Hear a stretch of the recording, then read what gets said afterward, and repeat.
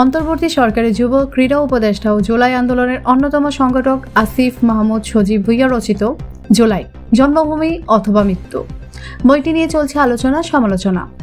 গত 15ই মার্চ বইটির মূলক উন্মোচন হওয়ার পর বইটিতে উপস্থাপিত কয়েকটি বিষয় নিয়ে ফেসবুকে সহযোদ্ধারা প্রশ্ন তুললে পরের দিনই সেটির ব্যাখ্যা দেন উপদেষ্টা আসিফ। তারপরও চলছে দুই পক্ষের যুক্তির কাটাছেঁড়া। গত 2 দিনের ফেসবুক স্ট্যাটাস বিশ্লেষণে দেখা গেছে, বইটিতে যুক্ত করা একটি ছবিতে ঢাকা বিশ্ববিদ্যালয় ছাত্র শিবিরের সাবেক সভাপতি আবু সাদিক কায়েমকে বাদ দেওয়া হয়েছে বলে অভিযোগ উঠেছে। এছাড়াও অভ্যুত্থানের স্লোগান ও ইতিহাস বিকৃতির অভিযোগও তুলেছেন কেউ কেউ। এমনকি এনসিপির মুখ্য সংগঠক দক্ষিণাঞ্চল হাসনাত আবদুল্লাহর প্রসঙ্গ টেনে লেখার একটি অংশ নিয়ে খোদ হাসনাত আবদুল্লাহ নিজেই সামাজিক যোগাযোগ মাধ্যম ফেসবুকে লিখেছেন, হাসনাত আবদুল্লাহ ও সার্জিস আলম সেনাবাহিনীর গাড়িতে করে ক্যান্টনমেন্টে যাচ্ছেন। এমন একটি স্টেটমেন্টকে কেন্দ্র করে সৃষ্ট বিতর্কে আবদুল্লাহ হিল বাকি নামে এক শিক্ষার্থীর ফেসবুক পোস্টের কমেন্টে এনসিপির মুখ্য সংগঠক দক্ষিণাঞ্চল হাসনাত আবদুল্লাহ লেখেন, লাস্ট প্যারাটা fabricated, just distortion of history. আমরা ক্যান্টনমেন্টে যাওয়ার প্রশ্নই আসে না।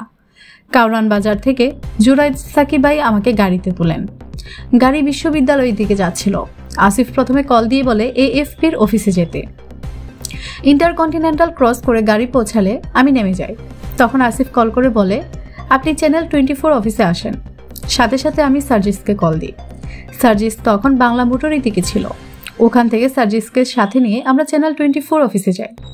ভিডিওতেই দেখা যাচ্ছে আমার সাথে গাড়িতে কে ছিল আর গাড়ি বাংলা মোটর থেকে কোন দিকে যাচ্ছিল। অবশ্য এরই মধ্যে নিজের লেখা বইয়ের বিষয়ে অবস্থান পরিষ্কার করেছেন আসিফ মাহমুদ। তিনি নিজেও স্পষ্ট করেছেন যে এই বই পুরো ইতিহাস নয়।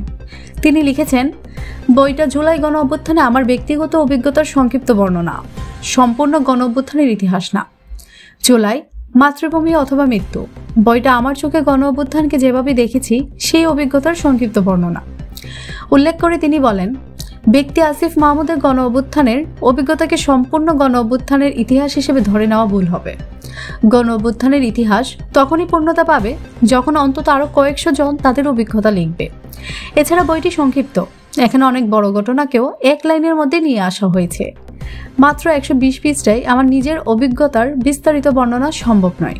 পরবর্তীকালে ফ্রি সময় পেলেই এই বইয়ের টাইমলাইন ধরে ধরে বিস্তারিত লিখব ইনশাল্লাহ। বিস্মিত হয়ে যাওয়ার সংখ্যা থেকে এই ছোট আকারে প্রাথমিকভাবে লিখে রাখা। জুলাই আন্দোলনে সামনের সারিতে থাকা ঢাকা বিশ্ববিদ্যালয়ের বাংলা বিভাগের শিক্ষার্থী মুসাদ্দেক আলীর কাছে বিষয়টি জানতে চাইলে তিনি বাংলা ট্রিবিউনকে বলেন, জুলাইয়ের 14 তারিখে স্বতঃস্ফূর্ত স্লোগান ছিল, তুমি কে আমি কে, রাজাকার রাজাকার, কে বলেছে কে বলেছে, স্বৈরাচার স্বৈরাচার। এই স্লোগান দেওয়ার সাহস তখনও গুটি কয়েক ব্যক্তির ছাড়া আর কারো ছিল না। তাই জনপরিসরে এই স্লোগান যুক্ত হতে সময় লেগেছে কয়েকদিন। এরপর স্লোগান হয়ে ওঠে, তুমি কে আমি কে, রাজাকার রাজাকার, কে বলেছে কে বলেছে, স্বৈরাচার স্বৈরাচার। অথচ আসিফ মাহমুদ 14ই সেপ্টেম্বর এসে 14 জুলাইয়ের স্লোগানই পাল্টে দিলেন। তার বইয়ের কাভারে দিয়েছেন 14ই জুলাই নাকি আসছে ফাগুনে আমরা দ্বিগুণ হব, এই স্লোগান ছিল। আন্দোলনের সামনের সারিতে থাকা আরেক শিক্ষার্থী এবি জুবাইর বাংলা বলেন, সম্প্রতি উপদেষ্টা আসিফ মাহমুদ যে বই লিখেছেন, জুলাই গণ অভ্যুত্থানের সম্মুখ সারির যোদ্ধা হিসেবে তার বইটি একটি পক্ষপাত মুক্ত নিরপেক্ষ জায়গা থেকে লেখা হবে, এটাই আমাদের আশা ছিল। বইটি পাবলিশ হওয়ার পরে আমরা ভেতরে বেশ কিছু অসঙ্গতি দেখতে পেয়েছি।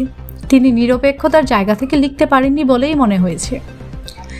জাতীয় নাগরিক পার্টির যুগ্ম সদস্য সচিব ও জুলাই গণ অভ্যুত্থানের অন্যতম সমন্বয়ক রিফাত রশিদ বলেন, এখানে কোনো বিতর্কই সৃষ্টি হয়নি। আসিফ ভাই শুধুমাত্র ওনার জায়গা থেকে যা দেখেছেন সেগুলোই লিখেছেন। ইতিহাস তো এভাবেই তৈরি হবে। মানুষ তার নিজস্ব জায়গা থেকে তাদের অভিজ্ঞতা লিখবে। 10 জন মানুষের আলাদা আলাদা পার্সপেক্টিভ থেকে বর্ণনা করা ঘটনাগুলো যখন একত্রিত হবে, তার সম্মিলিত রূপে ইতিহাস তৈরি হবে।